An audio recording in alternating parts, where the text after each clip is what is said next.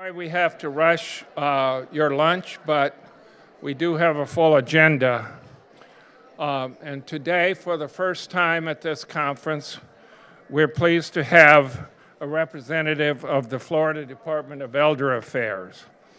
Our speaker is Ms. Christine Didion, who is Program Coordinator for the Department of Elder Affairs Dementia Care and Cure Initiative. Your program says that her name is Christine Cheryl. She informs me that she has changed her name since we went to print because she got married, and now her name is Didion, Miss Christine Didion. Can't hear you, can't hear, sorry. She has a background in crisis counseling, suicide prevention, and psychiatric and medical case management with the geriatric population. As part of the department's Dementia Care and Cure initiative, she provides technical support to establish task forces within the state of Florida to promote dementia-caring communities. She's also responsible for the advancement of the statewide initiative through outreach and awareness projects in collaboration with the local memory disorder clinics, aging and disability resources centers, and other local resources in Florida. Please give a warm welcome to Christine Didion.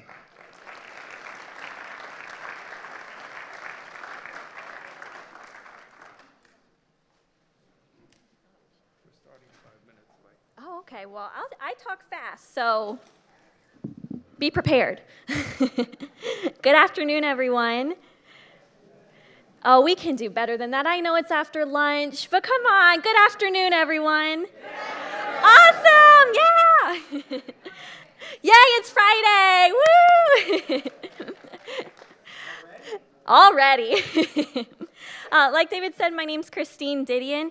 I apologize. I went off and got married, so my name has changed from what's in the program. But I'm super excited to be here to tell you a little bit about what the department is doing in terms of creating dementia-caring communities, and I'm so excited to hear about all the work that's being done in the city of Seminole already. And I'm just glad to be here and combine forces and tell you a little bit about what's happening. So the Dementia Care and Cure Initiative was created in 2015 by Governor Rick Scott and the department's then secretary, Sam Verghese. And as we know, and as we've heard already today, when a diagnosis of dementia or dementia is formed in a person, there are communication changes. There are changes in their behavior and personality. But that doesn't mean that they have to sit at home. That doesn't mean they stop going out to the grocery store or going to the movies or going out to eat. That doesn't mean that you as a caregiver have to stop bringing them to church or religious or other activities. It doesn't mean they have to stop exercising. It doesn't mean that you have to stop going and doing the things that you enjoy in your community. So what we want to do is keep people in the community, keep them enjoying their life, but teach people throughout the community what dementia is, what it looks like, what it might happen, or what might happen to people when they do develop dementia, and teaching people how to communicate respectively, effectively, and safely with people with dementia in the community to keep them involved longer.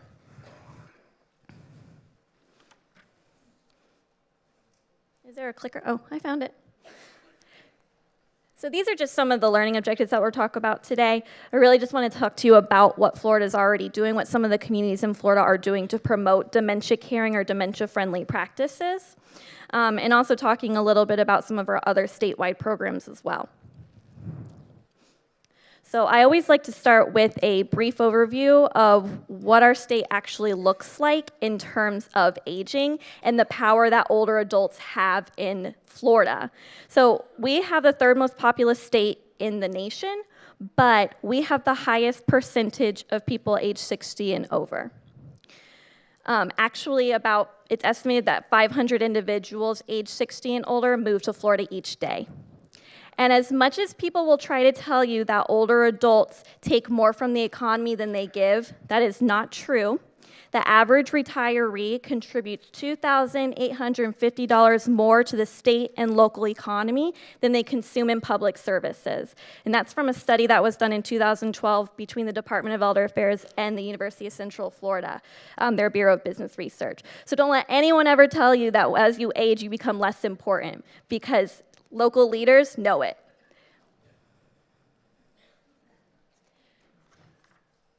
So in terms of why it's so important that we focus on elders and aging in our community is because it's growing.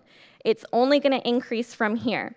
So in terms of what we're preparing to do for that from a statewide standpoint, we want to make sure that communities are better prepared for that boom of aging by focusing on housing, transportation, health and wellness, aging in place education, and dementia caring practices to make sure communities are livable for everyone. And we do that through our Communities for a Lifetime program. It's fairly an older department program, so some of you may have heard of this in the past, but we've recently just revitalized it in partnership with AARP and their age-friendly networks. So some of you may have heard of this, considering that St. Pete is an age-friendly community as well as Pinellas County. So we're really excited to be able to partner with them and just expand this more throughout Florida. So people and local officials and elected leaders know that people need special resources and that they are important, and there needs to be changes in economic, environmental, and social factors to keep people in their community for as long as possible. We also partner with our area agencies on aging, which I'll talk a little bit about more later into my program. But they're really a single coordinated system for accessing long-term care resources and in general just the aging network throughout Florida. There are 11 throughout Florida. They are representative of different spaces in Florida. And if you go to my table right there in the corner, I have lots more information about them. But like I said, we'll talk a little bit about them in the future. So how DCCI, or the Dementia Care and Cure Initiative, fits into all of this is because a community cannot accurately prepare for and make right and advocate for aging rights and aging factors if they're not also including dementia caring or dementia-friendly practices. So that's where the Dementia Care and Cure Initiative comes in. So just a little bit of information in terms of how Alzheimer's disease and related dementias affects Florida right now. The Alzheimer's Association just came out with their new facts and figures, and it's estimated that there are about 540,000 individuals living with Alzheimer's disease or related dementia in Florida. That number is only going to increase. By 2025, it's expected to be about 720,000.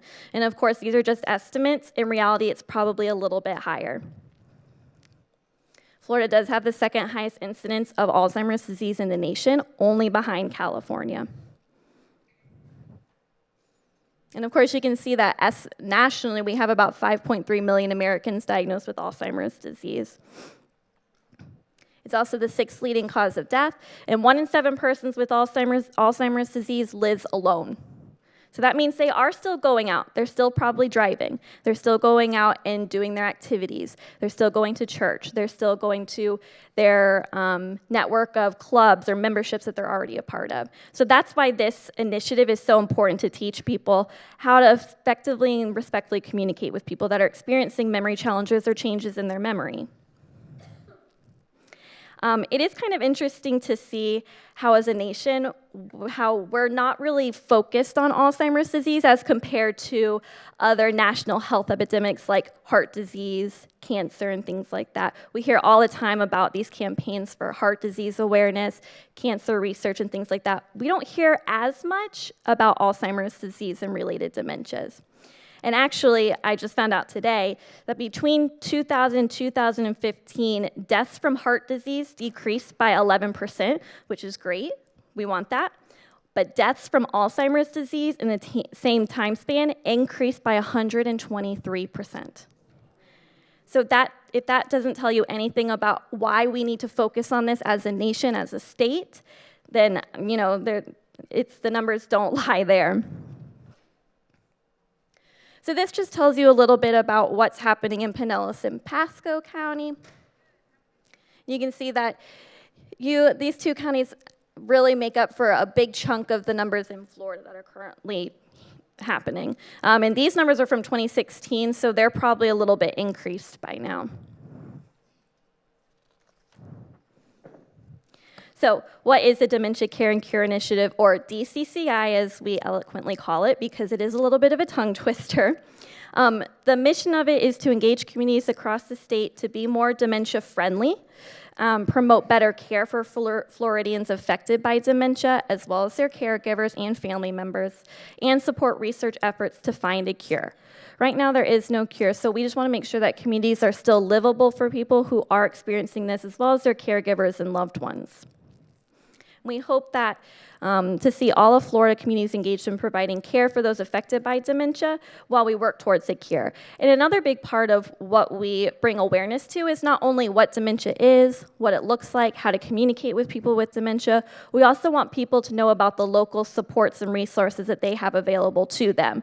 And when I say we want everyone to know about it, we want everyone. We want every single person in a community to know who they could tell a friend where to go, or tell a neighbor where to go if they're experiencing memory challenges or they have a loved one that's experiencing memory challenges. We want police and police and firefighters and EMS to know how to effectively communicate with someone when they come to a home and maybe not necessarily the one that they came for is experiencing some kind of health problem, but the caregiver is experiencing a health problem and the EMS doesn't know what to do with the person that's experiencing dementia. What do you do when the caregiver is being taken to the hospital? Do you just leave the person with dementia at home? We want to help EMS and law enforcement work through those issues in their community and be connected with the resources that can help them out if that were to happen. So right now, these are our participating DCCI communities. Like I said, our vision is to see all the communities in Florida really working and participating and collaborating together to create and promote dementia caring practices. Tallahassee was our first pilot community. They were our first dementia caring community in Florida, and they really laid a lot of the groundwork, the education modules, the awareness materials that we use and things like that. They did a lot of the heavy work for the communities that are coming on board now. So just recently in the past year, we've added these 5 after Tallahassee, the next 5 communities. So we hope that the St. Pete area, this area will be one of those communities that we add in the next couple of years. Each community is represented by a task force, so we don't come in as a state and say, knock, knock, hey, we're the government and we're here to help, because that probably doesn't work out too well, as you probably know. So we really leave it up to each community to make and create their own kinds of awareness campaigns, their own kinds of education that they spread out to the community, because no 2 communities in Florida are alike. So there is no blanket requirements from a statewide perspective. We just want to see changes and promotion of inclusion and being able to access these resources in the community throughout Florida, regardless of what a community needs to do those things. I'm sorry, I have to keep referencing my notes because I don't want to forget anything. We do operate through our memory disorder clinics and our area agencies on aging. They're kind of what we see as our leaders for each community. So they really are the driving force behind this initiative. So the next couple of slides that I'm going to show you are some of the examples of things that we show to all those different community resources back in that circle. When I mean everybody, I mean everybody. All of these different factors, and just because they're not on here doesn't mean we don't want to target them. So these are kind of the things that we go over with them when we go out and do education with law enforcement, a business, a club, or anything like that.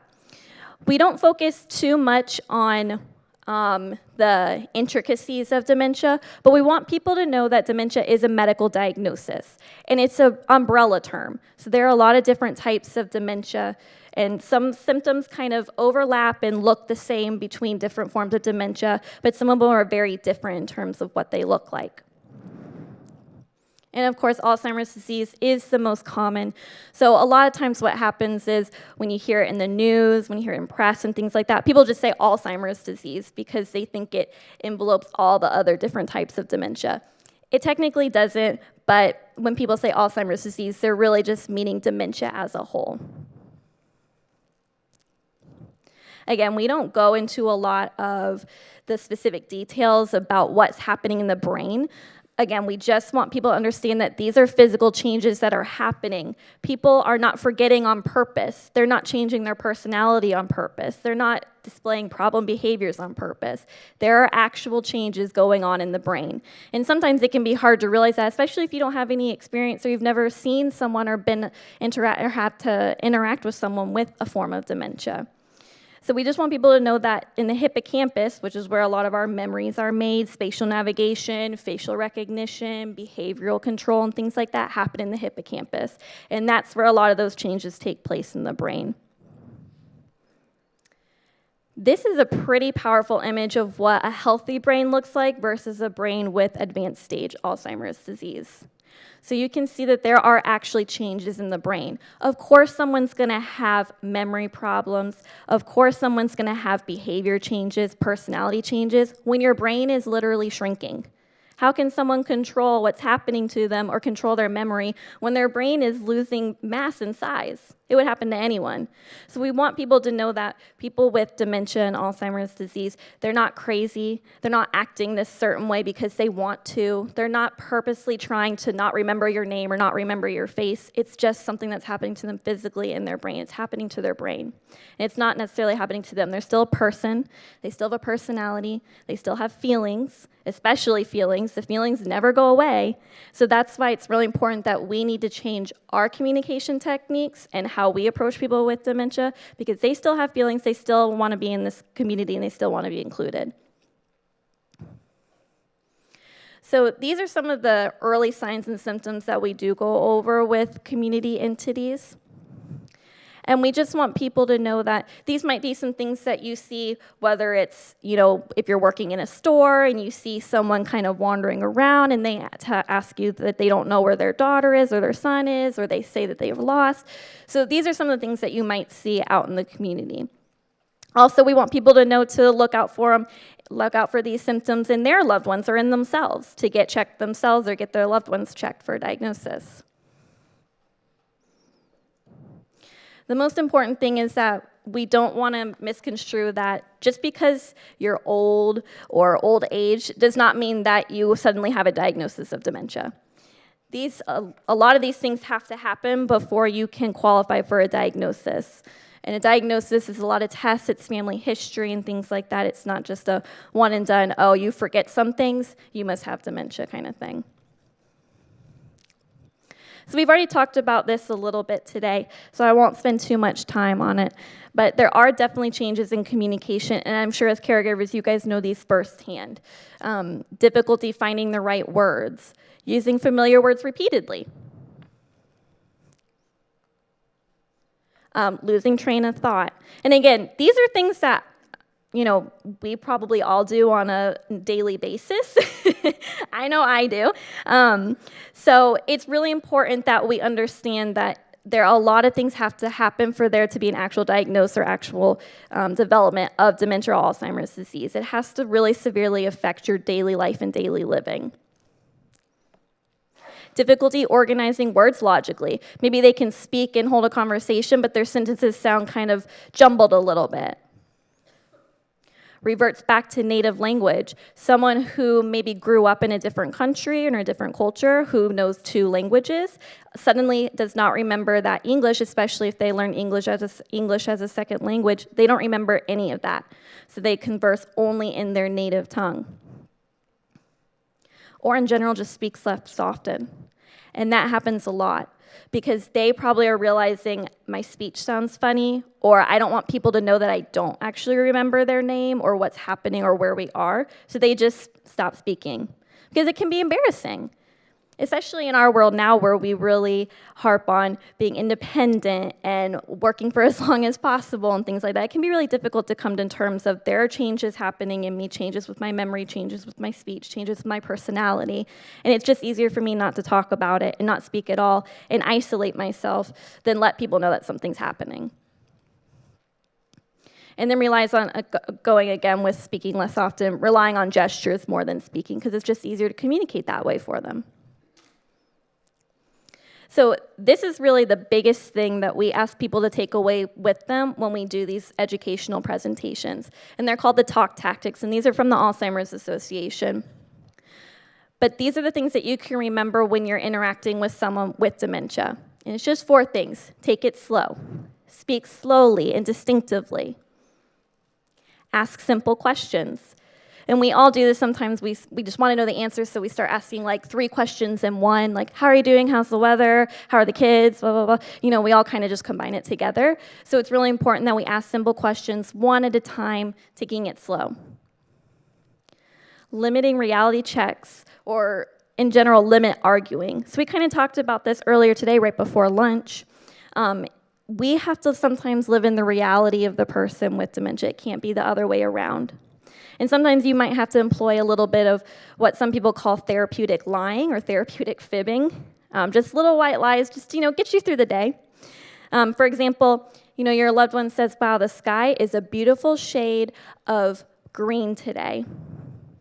The sky's probably not green, it's probably a bright blue.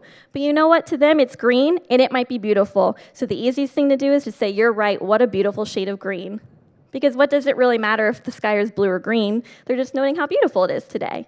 So if you're just with them on that same page and just noting how beautiful the day is, what a better experience than arguing with them and saying, no, the sky's blue outside. And that's really important for not just caregivers, but people in general in the community, whether you're a clerk at a grocery store or you work at a movie theater or something like that, and someone kind of says something odd to you, sometimes it's just better just to go along with what they're saying. If it's not hurting them, it's not hurting you. It's just easier to live in their reality.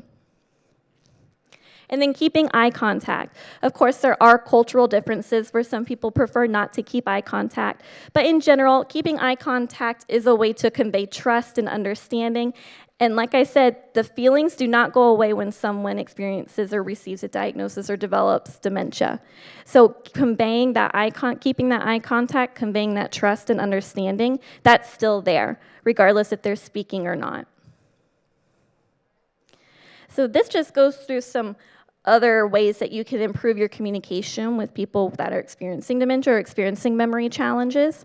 Always identify yourself. Call the person by name. Get into their line of vision when you first approach them. Don't come from behind. That's kind of scary. That even scares me sometimes when a coworker comes up behind me and says, hey, Christine. It's nicer when you come around and come to their front. Use short, simple words and sentences. Like we said, don't ask 3 questions in one. Break it up a little bit.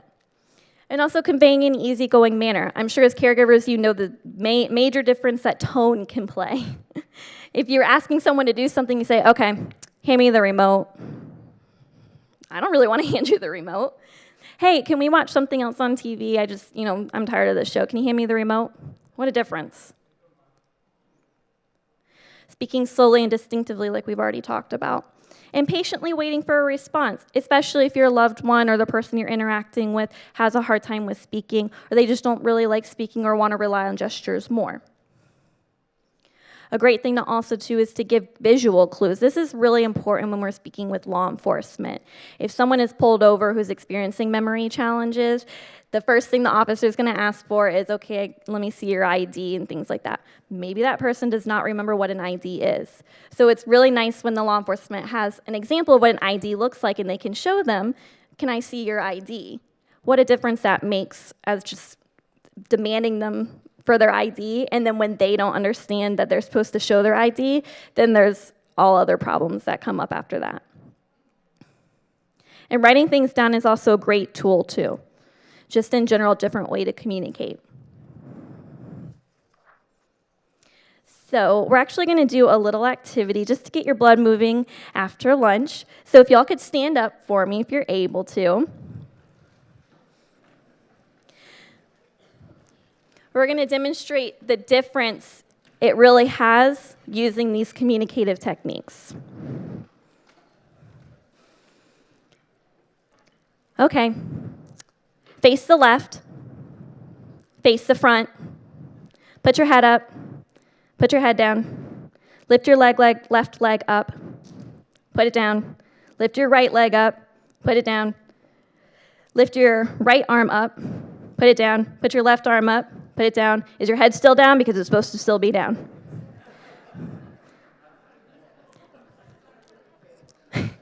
Raise your head to the ceiling. Raise it to the front. Turn to the left again. No, your whole body to the left. Turn to the front. Sit down. Was that nice? Was that a nice experience for you all? No, probably not. So let's try it a different way. So I know I just made you all sit down again. I'm really sorry. Stand back up for me, please.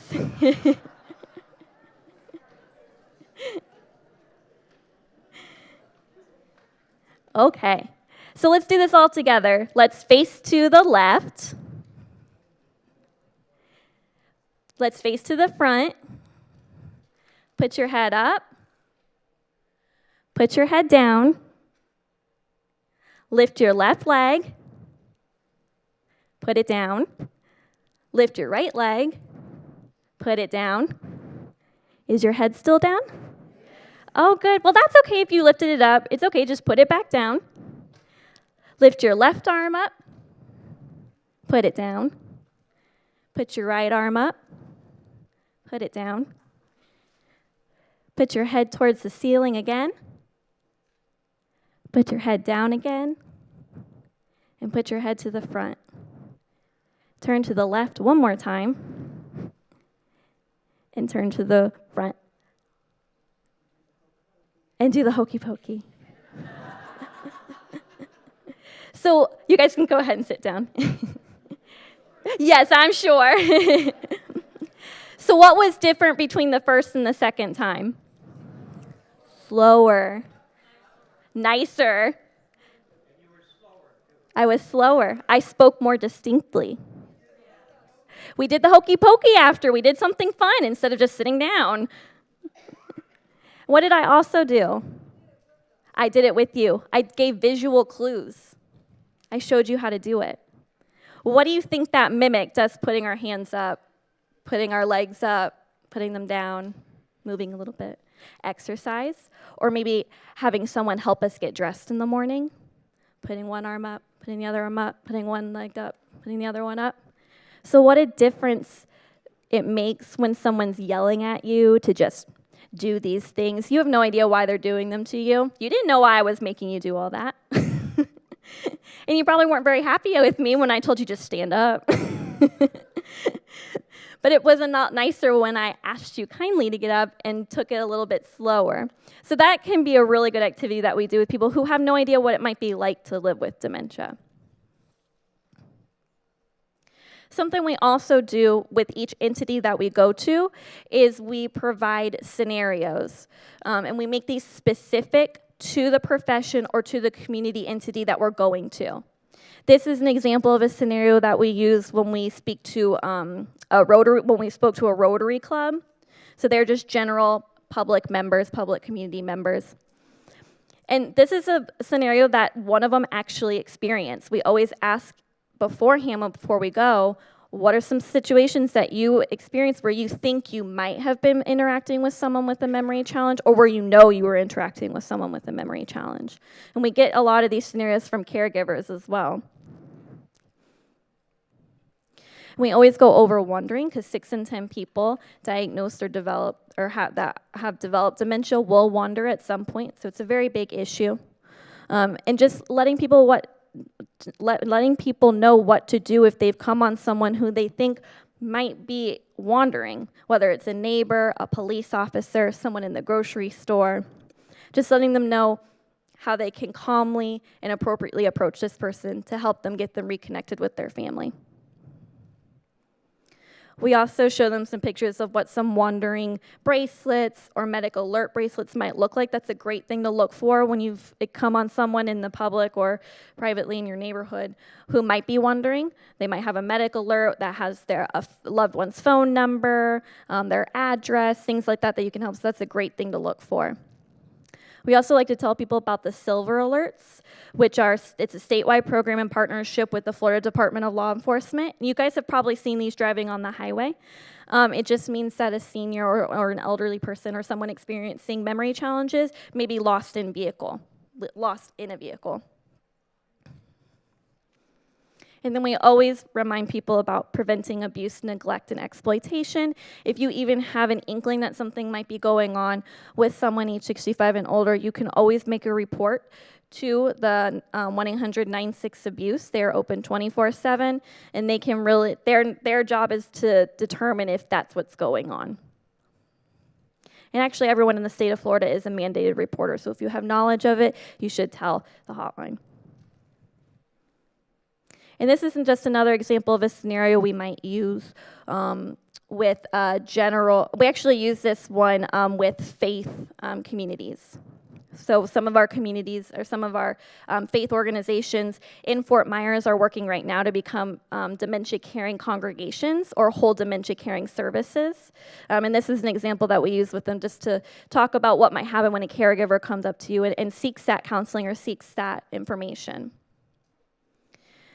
And of course, we always leave people with resources and referrals. Like I said, we want everyone to know about these things. We want this to be everywhere. We want people to know exactly who to call when they even have a question about memory challenges or memory loss or caregiving or anything like that, long-term care services. So our memory disorder clinics, those are statewide. They receive funding from the Department of Elder Affairs, and they provide diagnostic services as well as community education, support groups, other support services. They're a really great place just to get started at looking for support as a caregiver. There are 16 throughout Florida, and they serve 13 distinct areas throughout the state. So they're really wherever you are, there's one available for you. Same with our area agencies on aging. There are 11 of them throughout the state, and they are kind of your one-stop shop for a coordinated system for accessing services for long-term resources and in general the aging network. So they're a great place to start too, just in general for some good information about resources. And these are their areas throughout Florida. And then, of course, the Alzheimer's Association helpline, which is available 24/7, even at 3 o'clock in the morning. You just need an answer to something, or are you having a really hard time getting your loved one into bed or getting something done. They're a great resource to have just plugged into your phone if you just need to talk to someone, even for 5 minutes. They are a really great resource to have. And I'm going to tell you now, I do not have business cards because, like David said, my name has just changed. So if you want my contact information, please feel free to take a picture right here or write it down. But I have a table over there, so please feel free to come get some information. And I'd love to take some questions if you guys have any. But thank you for having me. Thank you. We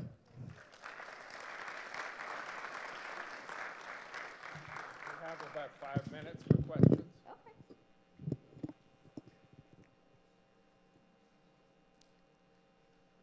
Was I that thorough or that boring? She'll be at the booth if you have questions you want to ask her. Maria, it's time for another drawing, I think.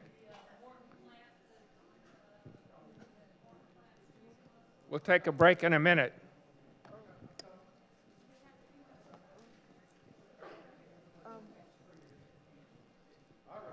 Excuse me, he has a question. He has a question.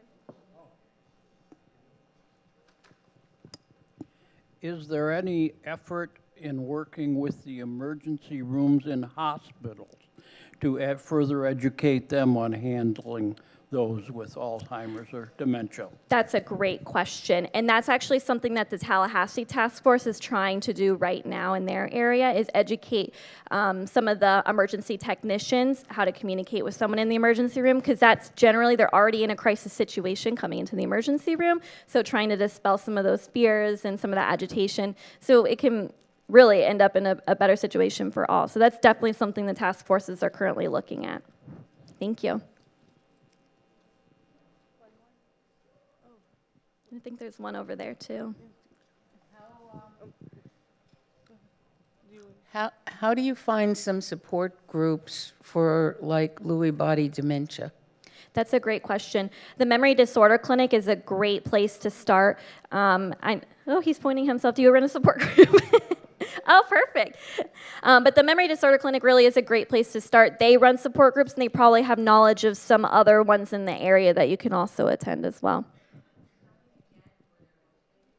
They're located, they're with Morton Plant. Yeah. I always want to call it Morton Planet. I don't know why. quick question over here.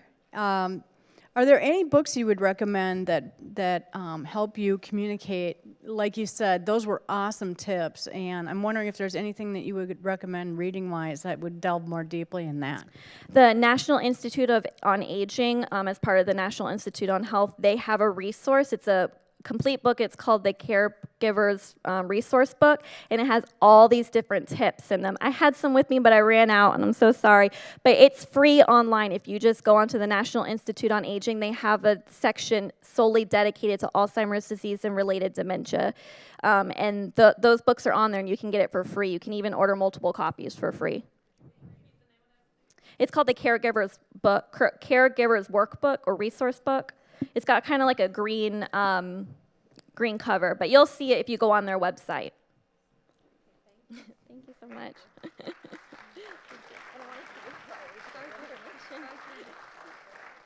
Well, she was wonderful with great information, and like she said about the emergency room and how we need to educate, I know Largo Medical brought one of their speakers to come and teach nurses a little bit more about dementia, and I was there present, and they only had 2 staff members from the entire hospital come to that conference for an hour, and I asked, where are the other nurses, where's everybody? And they said that they were shorthanded, so they had to get everybody on the floor, and they couldn't take them off the floor, but it's something that I would like to see more. Because when you take a dementia patient, I always say, be careful, please. If you can wait until the next day to get to your doctors, I don't recommend, if it's a 911, go. But it really takes things off, and sometimes if they're in a different environment, they get the anxiety starts to flare up, and maybe they can get a little bit aggressive, and then let's medicate them. And then let's medicate them because we don't know the behavior. We don't have time to treat the behavior because we're in an emergency room. So I think that if the Department of Elder Affairs is taking up the task of educating and helping the emergency rooms, I'm going to see how it goes next year. We're going to ask them. We're going to invite them again and see what they're doing so far with the Dementia Care and Cure initiative. I always say, it's nice to talk the walk, but let's walk the walk together, and let's make this happen in honor of you and the caregivers and your loved ones. So we'll make sure, sign up for the Department of Elder Affairs newspaper. They have their newspaper. I get it every month or every quarterly, I believe, and it's great because it lets you know what's happening, what they're doing. And if they're telling you what they're doing, then you can a little bit maybe call them and say if it's actually happening. Okay, so now we're going to have another gifts here for all of you, door prizes. And after this, we're going to go for a short break, and I'll have you back at 1:40. So let's see what's happening here.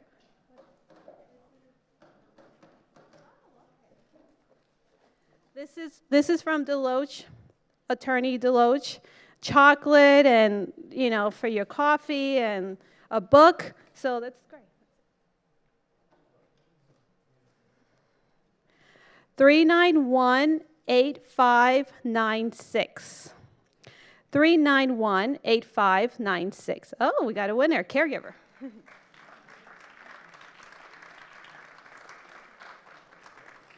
I believe we're over 165 attendees right now, so.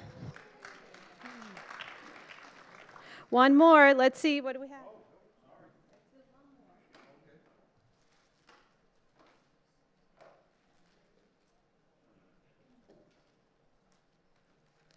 Okay, this is from the Oaks of Clearwater, and I believe it's signed by the pitcher of the Rays, and one of these. So who's a Ray fan here?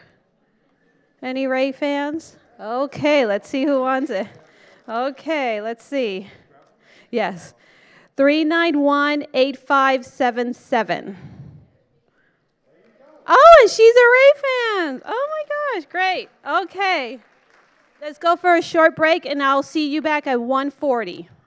Thank you.